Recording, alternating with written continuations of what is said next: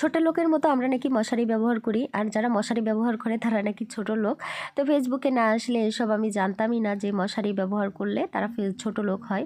যা হোক, তো আমি এখন ছোট লোকের মতো খাওয়া দাওয়া শেষ করে বিছানা ঠিক করতে এসেছি।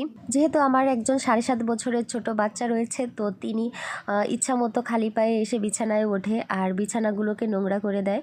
তো অনেক চেষ্টা করেছি বিছানাটাকে ঠিক করে রাখার। তো সকাল থেকে দুপুর থেকে বিকাল তো অনেকবার করে বিছানা ঠিক করা হয়, কিন্তু তারপরেও তিনি বারবার বিছানাগুলোকে এলোমেলো করে দেয়।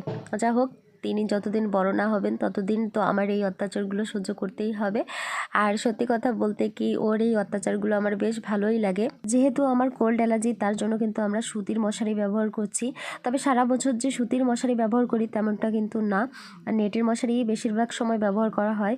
শুধুমাত্র শীতের 3 মাস আমরা এই সুতির মশারিটা ব্যবহার করি। যেহেতু শীত প্রায় শেষের পথে, খুব শীঘ্রই আমরা এই মশারিগুলো তুলে রাখবো আলমারিতে আর নেটের মশারি ব্যবহার শুরু করব। মশারি ছাড়া কিন্তু আমাদের একদমই ঘুম হয় না।